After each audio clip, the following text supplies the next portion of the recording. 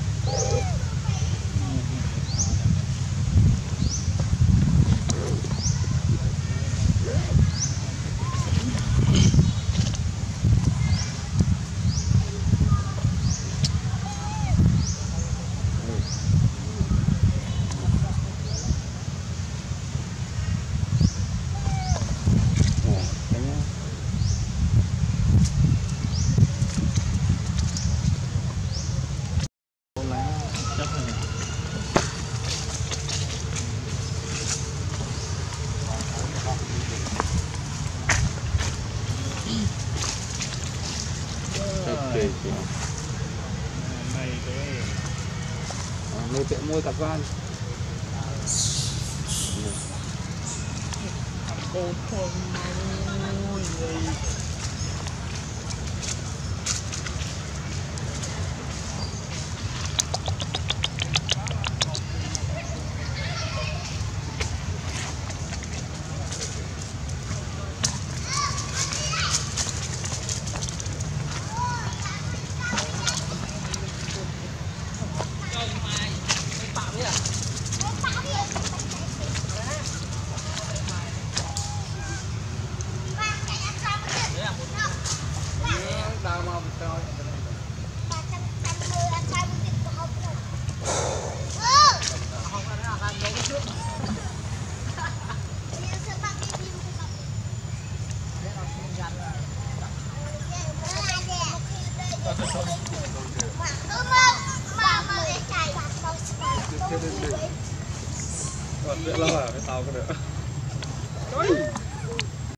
Profit.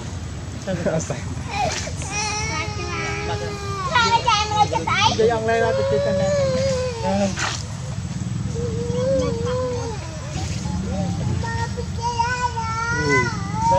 Pak này mấy pak bây giờ bạn đi chơi tay này. Mô. Không bật mô luôn đi. Mô như mấy thằng. Mô to là. cái đồ cái thùng đây khai chừng nhỏ cái bên nhiệt nó vô phá cô chỗ này băng tay mà đấy băng báo phá cô chỗ phá lên môi rồi ai mà đi ra rồi không ghê này lên chân rồi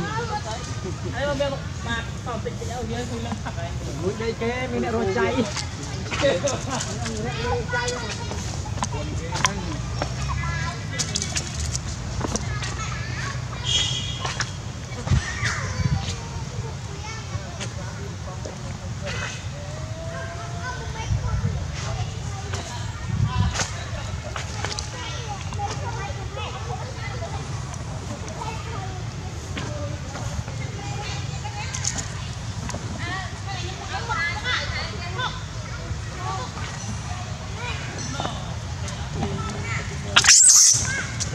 xôm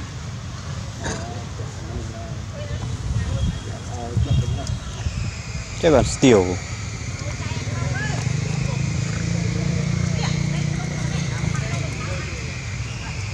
bong sấy chết bong sấy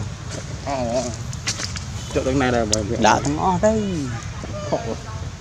mò một ngày màn mùi không cắt trò đến xôn cắt nó o đấy chợp mình ấy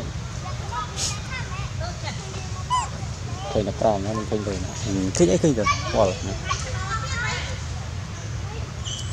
thì giờ tận lùi xong cho mọi người này thoát tua mọi người nhưng nó thoát ra ngày đấy ban chú xong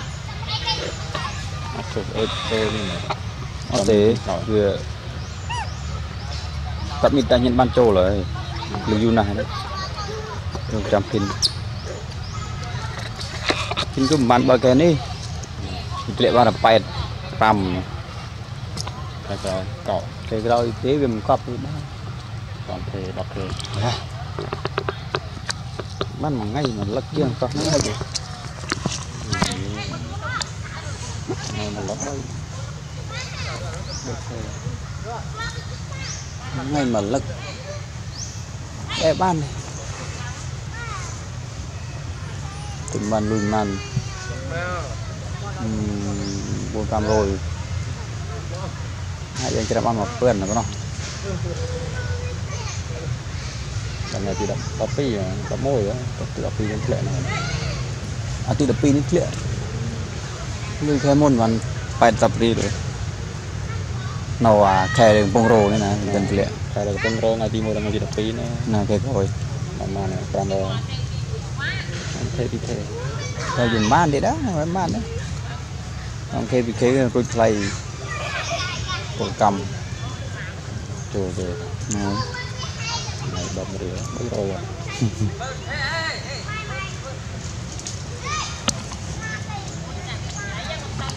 đưa thọt mùi mì về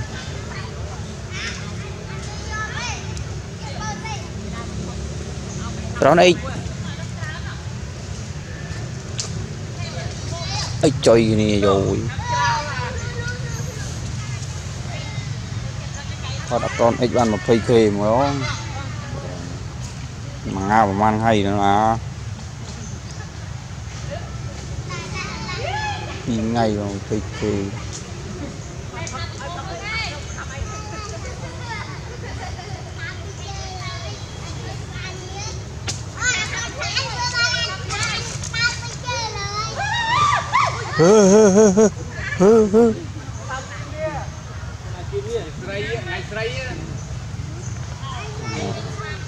giật ăn không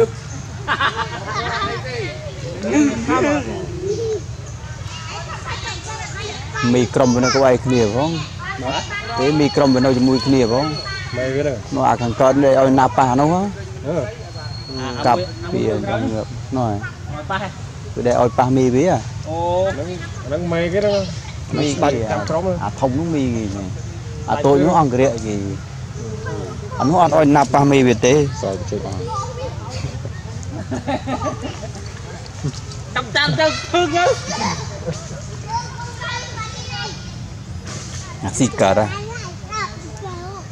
Mấy sao học rễ bên này. đừng ăn đừng quay kia nè đừng rơi nữa nó là quay bay con bao